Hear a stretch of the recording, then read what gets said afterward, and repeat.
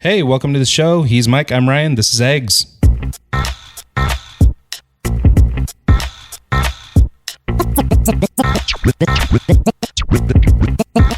This is Eggs.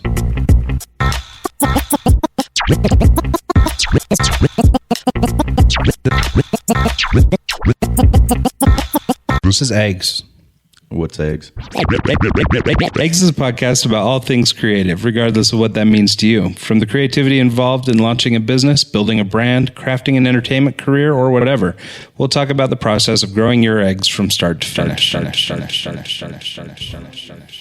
Well, so one of the things we wanted to do with this podcast is talk about sort of business ups and downs, the challenges that we're coming into, the sorts of things that are happening really in our real life, and sort of work through them together here on the podcast, and then hopefully with those listening to the show, maybe we can get a little bit of love too.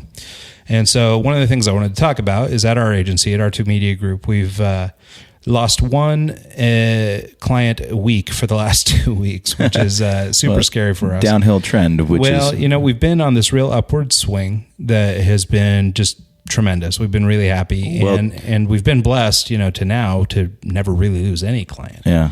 So that's got to be kind of... Well, and so it's come as a little bit of a shock. Now I'm grateful both, this client and both clients, the one we're going to talk about and the second one, neither one were by anything we did, just sort of functions of business, things that happen in a company. And so, it's not unexpected, but for us, it's still a challenge.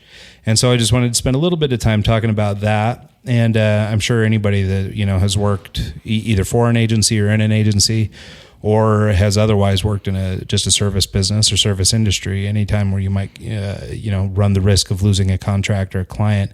I think some of the things that we're trying to do to move past this problem, may be relevant to people. So I just kind of wanted to get into that a little bit. Okay. So what are some of the things that you're kind of worried about, or so the biggest thing is one of the clients we lost was a big retainer, and that client has been great for us for 4 or 5 years, and we have an amazing relationship with them. Unfortunately, they've run into some problems on their end that I won't go into here, but they basically, suffice it to say, had to reduce hours with us, which is unfortunate.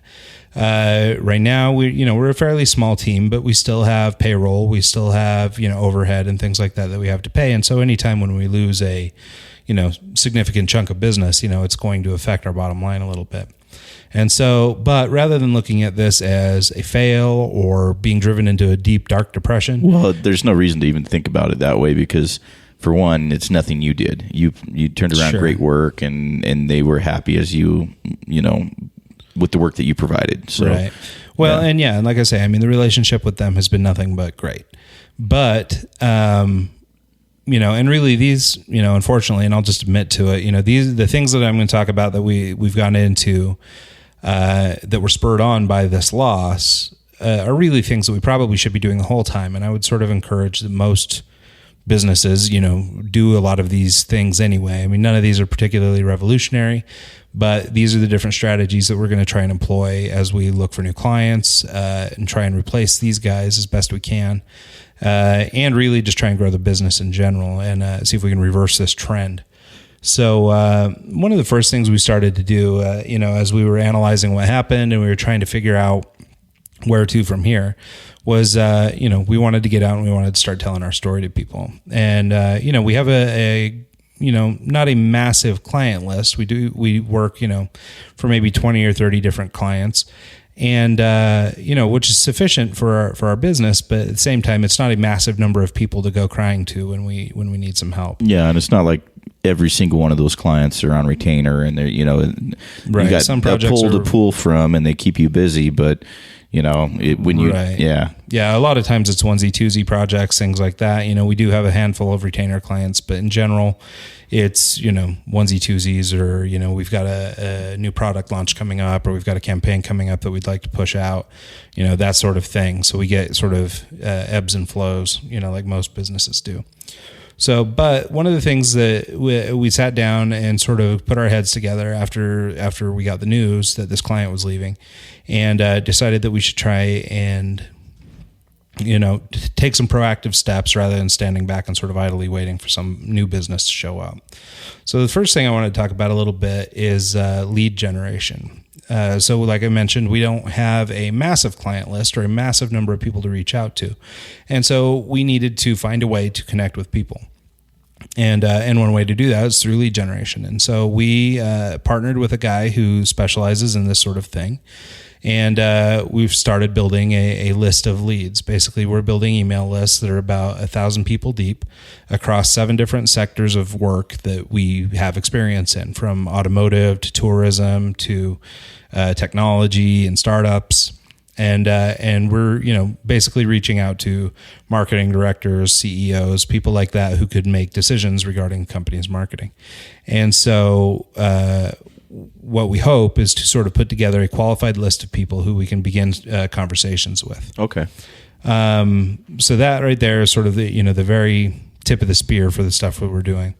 However, with that, we've got to sort of support this list. So that leads into sort of phase 2. Once we've got this list, we're going to start putting together an email campaign. Okay. So what are you going to use to do that? So we're just going to, right now we use MailChimp. A lot of people, if you don't know MailChimp, it's an email marketing application online. They do have a free model. And I think it'll give you up to maybe 1,000 people on your mailing list or something for free, which is really good and really great for, a lot of businesses. It's not even, you get pretty much a full featured tool for free. Nice. Now there are, obviously premium upgrades and things like that, but with the free plan for a lot of small businesses, it's a great tool for doing online marketing, and you can get into, really in-depth automated campaigns. So it's really a great tool. It's also pretty easy to use.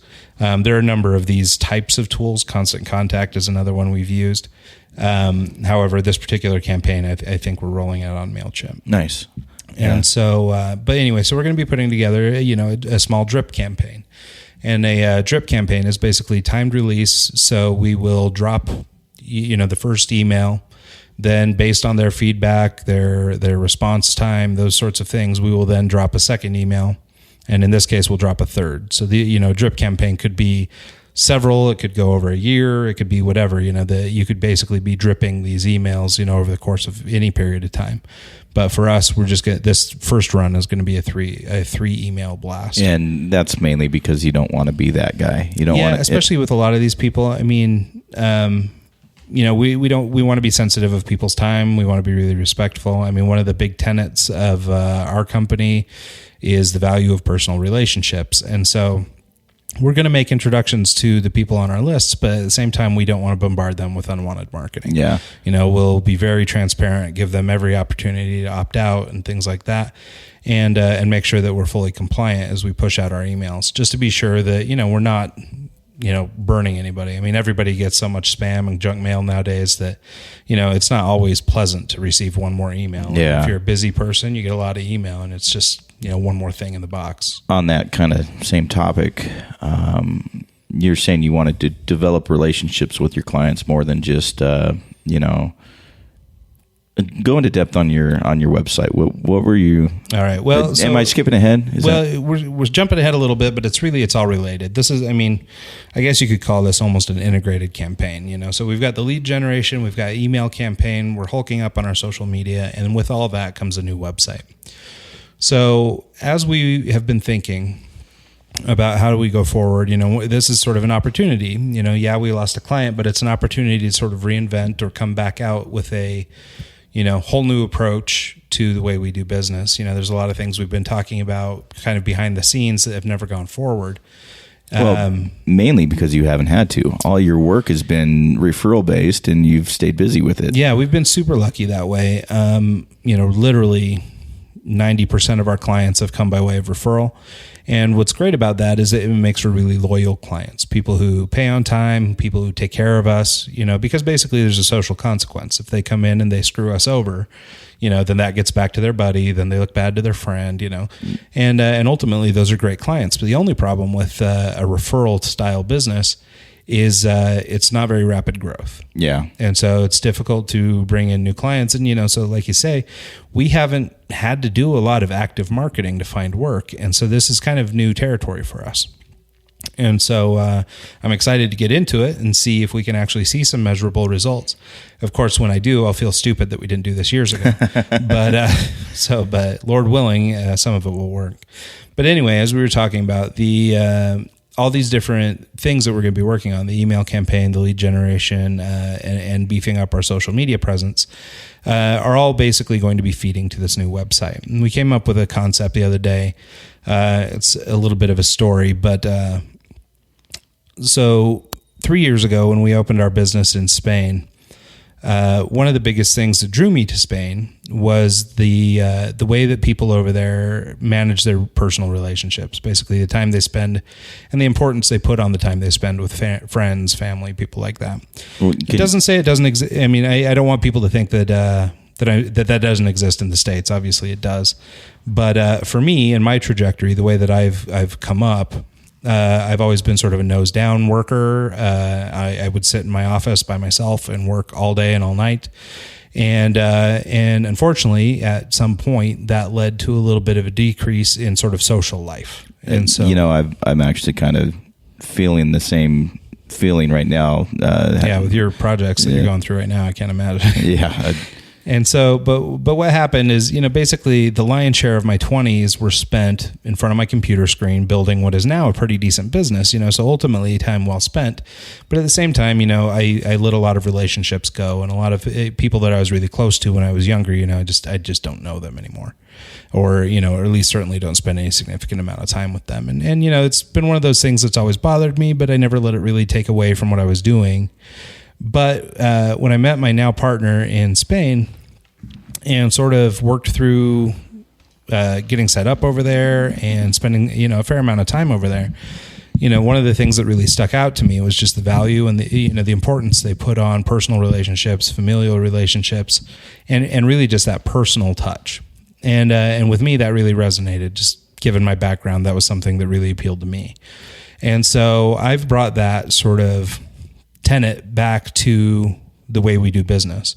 And with the loss of these clients and the nudge to launch a new website, we've decided to try and build that into our process a little bit more. So what is your website how is it going to be different versus like a generic, hey, here's my portfolio, here's my work, here's, contact info, whatever. Like what are you going to do different with your website that's going to be unique? Well, and this website concept, it may not be super revolutionary, but I will say it will be different than any other agency I've seen.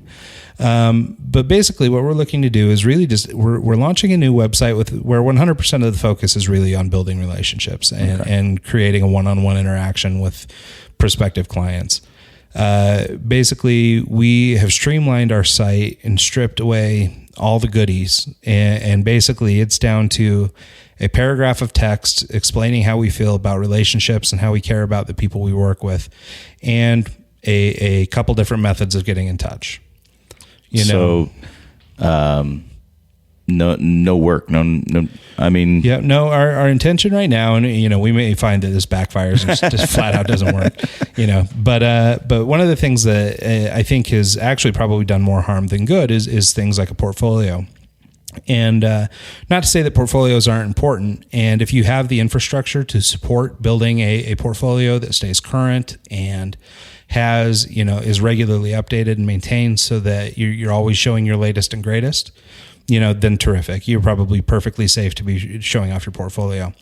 In our case, we're kind of a small company, and so when we're working, it's all hands on deck. Everybody's working, and unfortunately, the one thing that falls victim sometimes is our website. Yeah, and I think that's kind of across the board. Most people, most businesses I know run into this all the time, and they don't have a budget, they don't have manpower, they don't have whatever they need to keep up. On their website. It's like the mechanic working on his own car. It's just the contractor's wife. Hers is the last house to get worked on. Exactly. And so unfortunately, our website's fallen into our present recent website's fallen into a little bit of disrepair, and and our portfolio is a little dated. It doesn't look that great. Well, and a lot of your clients are medical, and they're they're not the most exciting, eye-catching. Yeah, we certainly have a number of clients that are. It's terrific work, and we're really happy to be doing it. But it's not always the sexiest stuff. These aren't Heineken spots. These are for Medicare or financial planning, things like that. And so they're just there's a need for that. It's awesome, but you can't really update your portfolio with, hey, here's a logo I did for Medicare. Well, it's a very real part of advertising and marketing, and for people who are freelancing and things like that, not every product is going to be a Nike shoe. Yeah. A lot of times it's going to be something that isn't the most sexy thing in the world. But it's not really about fun. It's about producing quality work and doing the best you can in whatever space you're working in. So whether it's a industry that's traditionally super attractive, or if it's something that's very practical, it just it shouldn't matter. It still needs to be sound strategy, quality work. And that's kind of why you're going to switch your thought process, or at least your strategy, to more of a, hey, let's sit down and have lunch, let's go to coffee, let's see what you need. I said,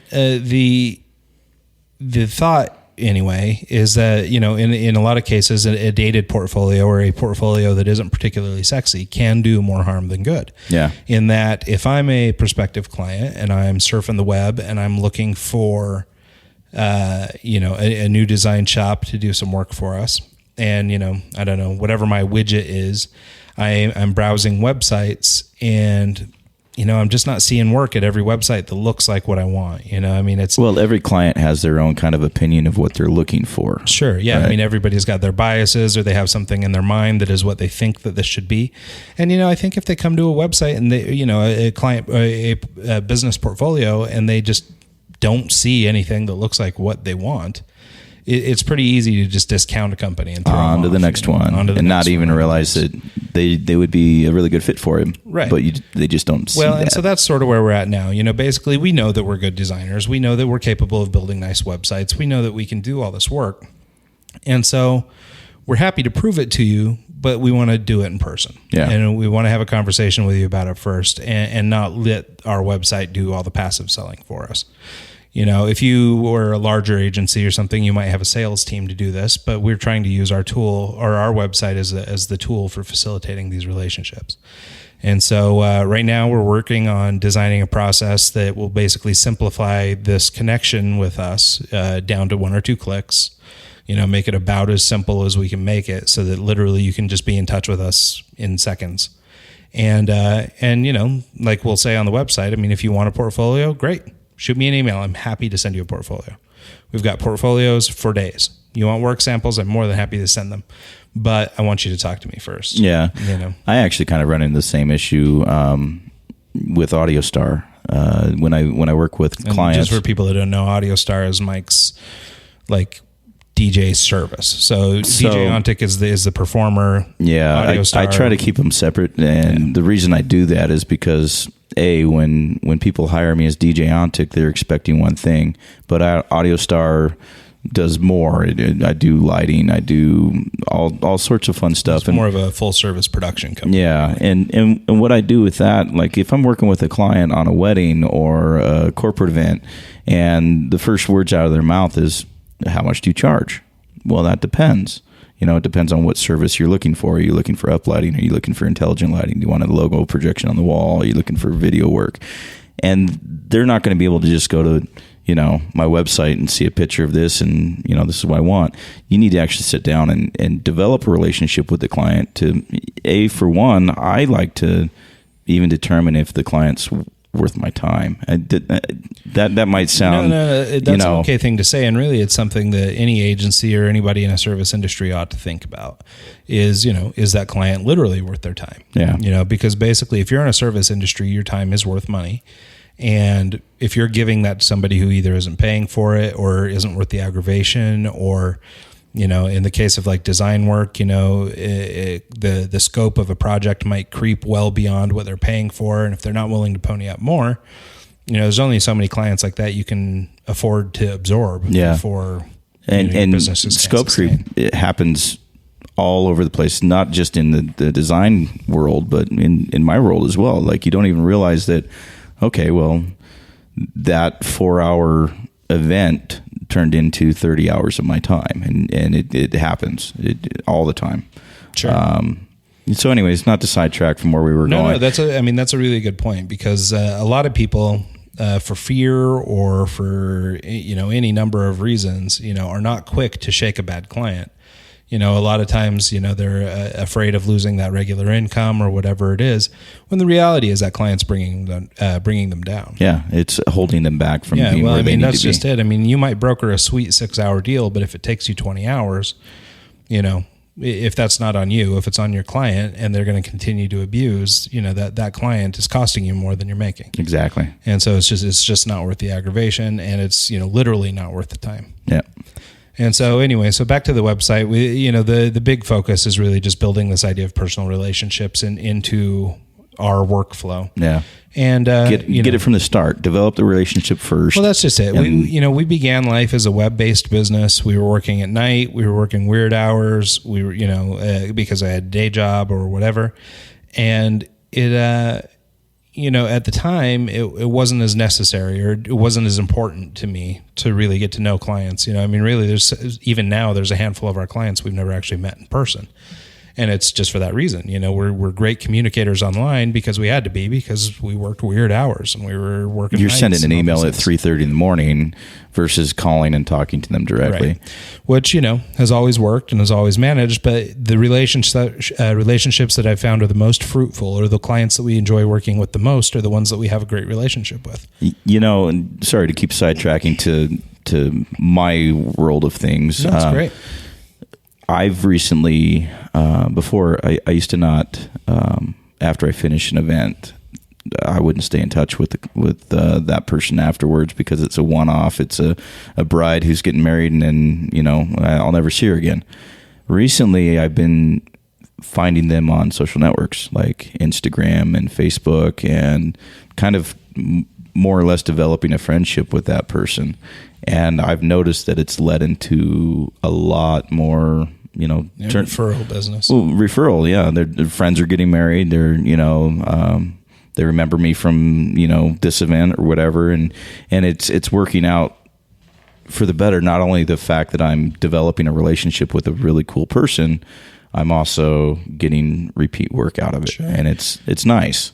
Well, if you think about like the negative side of social media, for example, the fact that people are able to, troll everybody and really just sort of be, miserable bastards on social media. It happens all the time. The reason that they can do that is because there's no attachment to you. Yeah. It's easy to just throw, something like that out at a person that you just don't have any relationship with whatsoever. And the same is true in business and with clients and things like that. If you're much easier to cast off if your client doesn't even know you. Mm-hmm. However, if you are well known, if you're popular around the office, if you're able to make friends, not only will you, of course, get more referral business and more return business, but the quality of those relationships will be better, and you'll feel better about the work you're doing, because you're helping your friend. Well, exactly. If it's your personal, you have a personal relationship with a person, and they tell you what you want instead of just knocking it out and getting it done with. You might spend a little extra time and, go a little bit further because you have the relationship with that person. Right. Not saying that you wouldn't do that in the first place. Well, yeah, but it goes both ways. They're also more willing to work with you if you have this relationship with them. But basically the moral of the story is relationship. Yeah. And it's increasingly easy in like this super modern time to feel like you're really connected to the people that you're working with. When in 100% they can talk reality, to you on social you're not. media, they can talk to you online, they can shoot me a text, they can, whatever. And so you feel like you're more connected than ever, but the reality is we're actually further apart than we've ever been. 100%. People just don't have the kinds of personal relationships that we used to have in the past. Now, that's a pretty broad generalization. I realize there are people who are better at this than others. But I would say that it's a trend going around. It's not just, back in the 80s, you'd see where all the bikes were in front of your house, and that's where all my friends are. So that you'd walk down the street and hang out with them.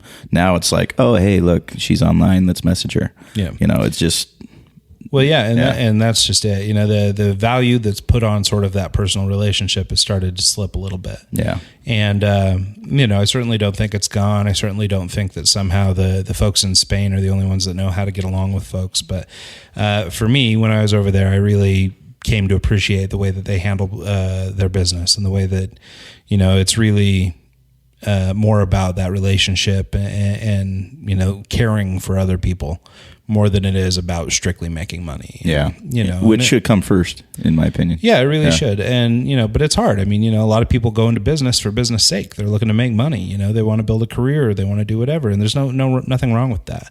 I mean, it's the same reason I'm in business and the same reason anybody's in business. Yeah, but going back and throwing down a few beers with your buddy is fun, but it's even better if you are getting paid, you know, at the same time. Well, yeah, it's a quality of life. It's a characteristic that I think is really important. And for us at R2, you know, it really is an undercurrent of the way we handle our business. And, you know, as we're growing relationships in Spain, especially, I mean, it's, you know, nearly impossible to find a client over there if you don't know them. If you haven't been out to eat and you haven't been, you know, out for a few drinks or whatever with those guys, they've got no time for you. Oh, and it's almost like a cultural thing there, right? Like they kind of, you have to develop the relationship first before the work even comes. Yeah, I mean, you know, it goes back to sort of the three tenets. You know, people have to know you, like you, and trust you. Exactly. And, you know, you can check most of those boxes online with an American client. They're usually willing to look at a portfolio, look at past experience, take a referral, you know, that kind of stuff. But in Spain, and I suppose this is probably true of a lot of Latin countries, it's you know, a massive part of the deal is that they have to really know you. You know, that is the biggest part. I mean, so we've been back and forth to Spain several times, and every time we go, we take our clients out to eat, we do things, and we've got a couple guys that we're just kind of working on and talking to over there. But yeah, I mean, we don't even do work for them, but we go and we have such an awesome time together that it's totally worth doing. And, you know, and eventually maybe it will turn into something. And if not, we've made great friends and we'll have an awesome relationship with them that way. Exactly. And maybe not even, you know, you have a good excuse to go to Spain, but it's, you're ideally looking for the work, but the relationship comes first. And that is just... Well, yeah, and that's more or less what we're trying to bring back here to the way we do business here in the States is, you know, both you and I, Mike, are sort of similar age, and we've sort of grown up with the internet and all this new technologies that started to roll out, the iPhones and all these things. And by and large, we've been pretty early adopters on most things. And so, you know, at least in my personal experience, I've leaned more towards, you know, connecting over email or by text or by whatever, versus having this personal relationship. So for me, it's a real shift to go back to sort of grassroots, you know, cut the cords and really talk to people. And as you have started implementing that, have you seen any, good returns on it? Or is it's massive. Yeah, no, I mean, our best clients are the guys who know us well, and they are there to take care of us, and we're taking care of them. You know, I mean, yeah, people exchange money and things like that, but really it's got way less to do with that and way more to do with they know us, they like us, they trust us, and it's the same thing with them. You know, they're there for us and we're there for them. And so with this new website and with, you know, coming off of the loss of these couple clients, that's something that we really want to try and push forward in the way that we do business here. It'll be interesting to kind of... Yeah, it's a little bit of a social experiment. Yeah. I mean, we'll see. I mean, well, 6 months from now, we might be telling you not to try this. In 6 months, it might be, hey, put up that great portfolio. Yeah, you should go have that. Yeah. And so, and, you know, and I do think it's good. I mean, if you're just looking for passive business, it is important to share your work, and it is important to have those things out there. Well, and you were saying, I mean, like if you have the client hit you up and they want to see a portfolio, you're going to send them your work. You have a huge back catalog. It's not like you're trying to hide anything. Yeah, well, and you're that's just our whole trying thing. to develop the relationship first. Right, well, and that's the whole thing, is we're going to try and develop a nice website that looks good, that's technically sound, that, you know, checks all the boxes of a great shop, but, you know, we're just not going to come out and say it. Yeah. You know, stuff's going to look good, but, you know, if you want to know more about us, then you need to talk to us. Yeah. You know, and maybe people won't. Maybe they won't go for it. But at least we will be, you know, doing something that's true to us and, you know, one of the core values of our company. Well, and I'm trying to think of a good way to say this without sounding like one of the things that I hate is getting an email. How much do you charge? And then you spend an hour replying to this person and putting a quote together and trying to, because I have some form mail that I could send, but I 90% of the time actually try and take into consideration the actual questions that they're asking and try to develop a custom reply each time, and that takes 30-45 minutes. Yeah, and I think that's a common experience. I mean, unless you're selling widget A that costs $25, anything where you've got to actually put together pricing, a proposal, se, you've got to spend time on it, and at the same time, it's important to to spend that time on it. Do you foresee maybe this causing more busy work for you, or do you? I mean, because for me, if I spend a half hour replying, I would say not one, but probably 3 out of 10 actually respond. Usually what happens is they'll see the dollar amount and not even reply, which, is frustrating to me as a... Yeah, and I think... I don't expect that we'll have really any problems. I mean, we're at a spot where we're doing work with high enough caliber clients that they're accustomed to the cost and things like that. We're not the cheapest shop in town. We're not the most expensive shop in town, but we're definitely in line with other agencies. And, I think also part of it is just time served. We've been at this a long time. And as a result, we have a pretty good feel for what stuff's going to take. We don't always get it right, but we're pretty good.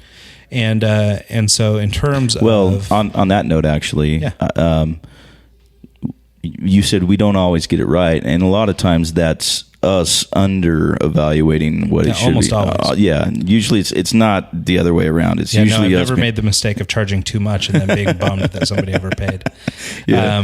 But generally, no, we almost always undercut, and I don't know how much of that is bad self-esteem versus knowing your own value. Yeah. That's hard to develop just in and of itself. Well, yeah, really, you could do a whole podcast just on pricing. Yeah. Because, it really is it's a hard nut to crack, especially if you're new to it. And, if you don't have sort of an established pricing structure that works, you really are gambling a lot of the time. Yeah. There's different ways to do it in every industry, whether you do it hourly, daily, by the project, so there's a lot of ways to look at it. And, your client's not always going to be happy with an hourly deal. Well, you're putting a dollar amount on an inanimate object, something that doesn't exist. You're creating it. So it's hard to, Well, yeah, it's definitely faith-based in large part. Yeah. They're giving you money on the premise that you're going to get something done.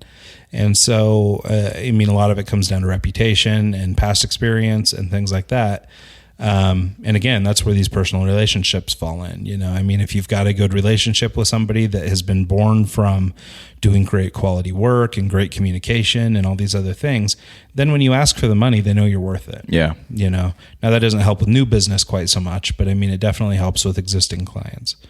And, pricing is infinitely difficult. It's been one of the hardest challenges, to make sure that you're really putting a serious value on what you're worth, and having the market buy in. And not trying to scare your client off on the first initial meeting. Right. Yeah. Well, so it's tricky, I think part of it too is just being brave enough to know your worth. And if that scares off that client, then that client falls into that bucket of clients you didn't want anyway. Now it doesn't mean that there aren't DJs or designers that will work for the budget that suits their need, but that may just not be you. Well, you can jump on Craigslist and find any type of DJ out there ranging from $100 to $5, Well, yeah, no, that's just the thing. With designers, everybody has a cousin that knows Photoshop, and, everybody's got a brother that's a graphic designer. And, and so, in a lot of cases, we're competing with them, and how do we, trump somebody's little brother? Yeah, exactly. And so, and it's hard to express, okay, well, this is why you don't want to have your little brother DJing your reception. Right. Building that relationship, kind of, you get over those hurdles just in regular conversation, things that they wouldn't necessarily think of that could pose a problem at the actual event. Right. You know. Well, and once you sort of move beyond, I guess, kind of that entry level, you know, people become more accustomed to what stuff costs and things like that. So you find you get fewer questions. However, it's funny, there's kind of a sweet spot, because it also seems that the higher end of the client, in some cases, the more picky they become. So it's funny, because at the low end, they're very picky, and at the high end, they're very picky. But there's kind of a sweet spot there in the middle, or at least that's been our experience. And it's same here. The more I kind of, over the last 5 or 6 years, I've steadily raised my rates, just because I'm busy enough, and you know, it's what you do when your calendar fills up. You just kind of, what I've noticed is once I kind of hit a certain threshold, the number of clients that I have that were a pain just kind of disappeared. And then once I hit another threshold, they were a pain for a different reason, but now I can justify doing the extra work. Well, and I'll probably butcher this number or this phrase, but I've heard something to the effect of 20% of your worst clients will occupy 80% of your time. Exactly. And so, you know, your best clients, the ones who pay the most regularly or do the most quality work with, those folks are not the problem. Well, they know that you need to get to work and do the actual work that's associated with the project. It's just not even that. I think it's a level of sophistication. You know, when you start dealing with clients that are a little bit higher end, or, you know, a little more, more established even. They've been down the path before. They've done it before. It's not new to them. You know, it's not new to you. And so they don't have a lot of the problems that, like, maybe a really small company would have, or a startup might have, where they're trying to answer to, you know, their venture guy. Or they don't know exactly what they need. They don't know what they want. Yeah. Yeah. And so it's definitely a challenge. So anyways, a new website. Anything else that's that's really it for the moment. You know, like I say, we're really trying to combat the loss of these clients with you know, trying to bring on new business. You know, we'll also continue fostering the relationships we have with our existing clients, and you know, in theory anyway, we should be able to make up for some of the loss before long. Anyway, so I'll keep you guys posted on how that goes, and as we continue to work through that, you know, and hopefully I can be back in a couple of weeks to report some success. Yeah, I'm sure you will. So anyway, another thing I wanted to touch on real quick before we get out of here is Mike has sort of slipped back into doing a little bit of live music. I guess he's got a little bit of classical training. You know, the man can play the keys off a piano, and, you know, he knows his way around a guitar. But, you know, in the electronic music business, you know, you don't play a lot of guitar generally. You're playing a lot more turntables. And but recently, on a trip back to Washington while he was up there working, he met with a band up there, and found some opportunity to play with them. We just wanted to talk a little bit about that, because it's you know, sort of lends to the whole concept of creativity and music as an art, and you know, and how just sort of working back in that business has been really good for him. So, Mike, can you tell us a little bit about the band, who it is, you know, what you're doing with them? So the band is called Old Town Tonic. They're out of Anacortes, Washington. I play at the Brown there, usually the last Friday of every month. The Brown is just a bar, a little local bar, Brown Lantern Ale House. It's just, that's where most of my friends are at, and it's kind of fun for me to get back and see them. And they're kind of like a folk band. They're not rock. They're really good and really talented. And I kind of linked up with the drummer, so I'm not necessarily, you know, playing with the whole band. We're kind of doing DJ drummer combo kind of thing. There's a group there in Seattle called Switch and Wiggles that did it for a little while. And I saw them play at a Seahawks thing, and it was really cool to see. And I kind of was like, man, that's rad. I'd like to try that sometime. And when I met up with Brian, who's the drummer of Old Town Tonic, he actually has been thinking about it for years. He started kind of looking at it when Travis Barker and DJ Am started doing it. And, you know, it's kind of weird for me as a DJ, I've always been, you know, a solo artist. I've never played with anyone before. I've never jammed. I've never, you know, like, I can play the piano, but I was classically trained. So I'm playing Mozart and Chopin and stuff like that, where really you learn, you can sight read, you can read the music, but you don't sit down and, okay, now we're playing A minor and now we're doing this. It's like you just kind of play what is on the sheets. And as a DJ, you're, more or less playing other people's music the whole time. And I kind of, over the last 5-6 years, I went to school for audio engineering at community college in Seattle. And, part of that is you start working with bands and you do recording and you do all these different things. But for me, what I would do is I'd find, a track that I liked, and I'd find the instrumental for it, and I'd find the acapella, and I'd make a custom edit of that song. And I'd start using that in my DJ sets so that I could be unique and different. So I'd make a mashup. I actually just did one a while ago with a newer hip hop track in Santeria from Sublime. And, stuff like that kind of sets me apart, but it's all pre-production work. It's studio work. It's not, a live jam session with another person. So sitting down and working with this drummer has really kind of opened a whole new level of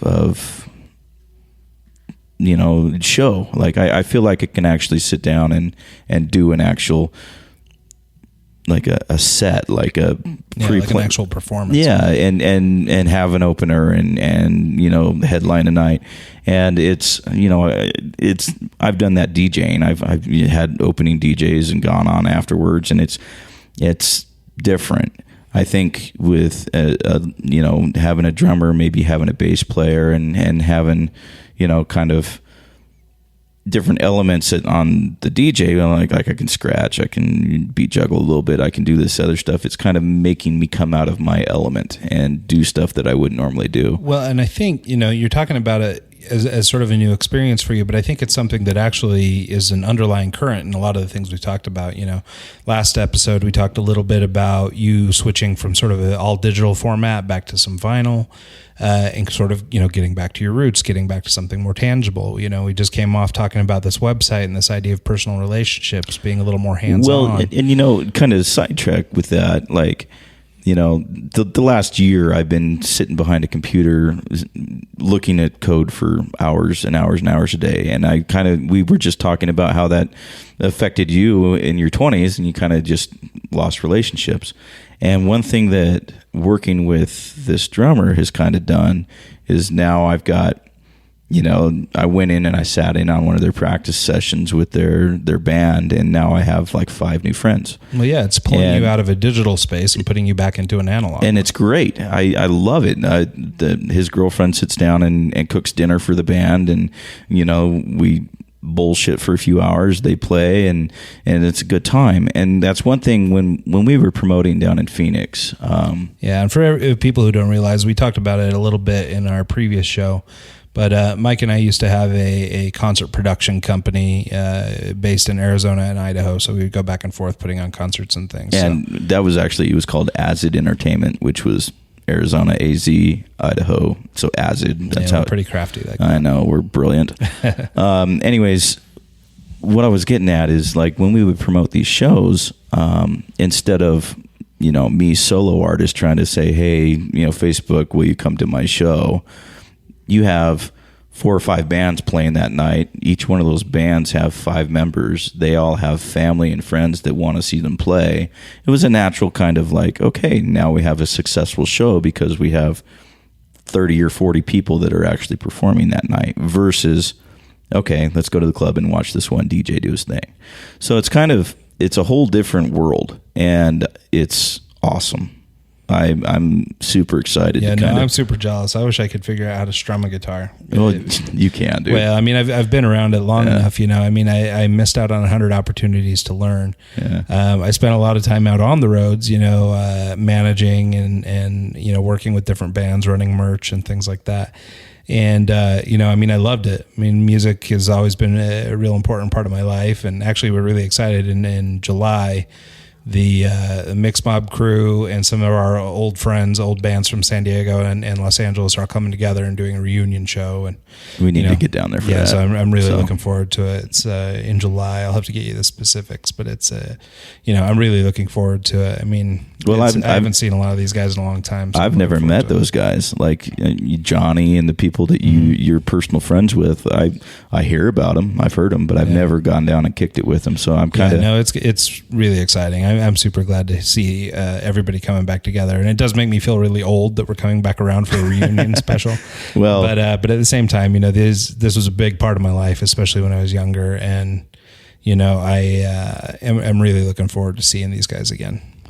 Yeah. So, anyways, that's kind of. I'm not saying we're dropping an album anytime soon, but we're having fun. Yeah. And I've got some stems of some really cool tracks, and we're kind of doing a lot of studio pre-production work where we'll isolate the bass line and the vocals and kind of get it ready, so when he's drumming, he's the actual live drummer, and we're not like drumming over top of another drummer. Right. So it's going to be fun.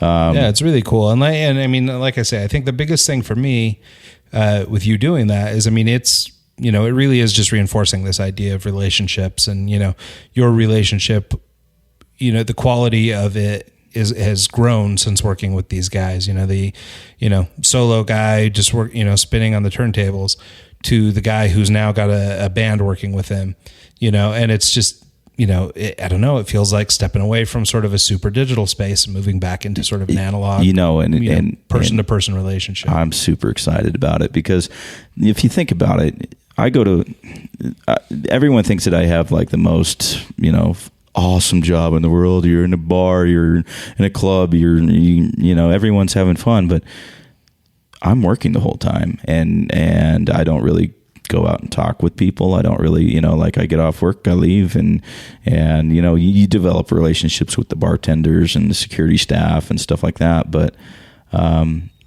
it's fun to kind of take a step back and get out of the booth and actually, interact, and it's great. Well, yeah. And I mean, really, I think it's worth exploring, maybe not today, but at some point, this interactivity between a DJ and the crowd, because there's obviously a relationship there. I mean, they're moving because of what you're putting out. And so I think, just because we're talking a lot about relationships this time around, I think it's interesting to sort of explore, these different relationships and how they all work, because I suspect that most of them end up coming back around to something a little more tangible. Yeah. It's that beat. It's that, cup of coffee. Well, some guys are just ridiculous on the mic. The crowd control and interaction. I kind of like to speak through the music. I like to maybe tell a story with, the songs, or, kind of, I would say that my mood kind of comes out when I play, and it's for good or worse, because some nights I'm just not feeling it, but some nights when it all clicks, it's just like euphoria. It's awesome, and you really develop a relationship with the people in front of you, even though you don't really know them. But that's just it. And I think it boils down to this idea of something tangible. It's so easy with sort of modern technology and everything to be really hands off. If you're a little bit shy or a little bit, you prefer to keep to yourself, it's easy to do now. You can be pretty social and not really do anything. Meet them. Yeah. Right. And so I think that, as a DJ, as a musician, playing with this band or working with this drummer, us as designers communicating with our clients, and, it's like, it really does all boil down to that tangible thing. And those are the relationships that are the most quality, and the ones that we feel the best about, and the ones that give us the energy to keep going. And, so while I'm a big advocate for technology, I've always been an early adopter. We've been involved in some startups and a handful of other things.